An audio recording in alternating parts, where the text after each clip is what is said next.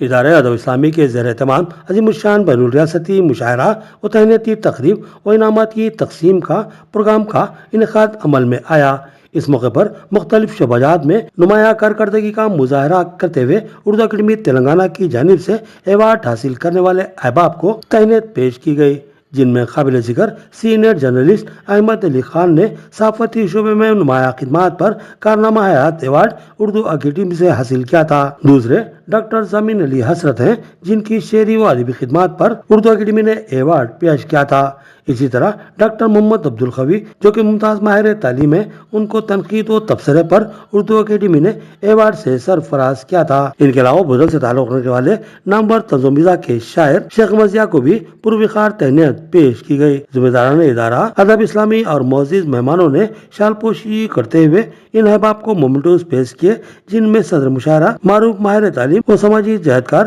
محمد عبدالعزیز کے علاوہ ادارہ ادب اسلامی کے قومی صدر ڈاکٹر عبدالسلیم خان، ادارہ ادب اسلامی تلنگانہ کے صدر شعیب الحق طالب، محمد شکیل احمد صدر سٹی مجلس، ریاض ملک تاجر ریئل اسٹیٹ، عبدالرحمان داؤدی ناظم شہر جماعت اسلامی، سید مجیب علی ڈائریکٹر کیسٹ گروپ آف اسکولز اور راجو دعا سکھجیت اسٹار ملز نے ان ممتاز شخصیتوں کو تہنیت پیش کرتے ہوئے مبارکباد دی اور مستقبل میں بھی کارہائے نمایاں انجام دینے کے لیے نیک خواہشات کا اظہار کیا۔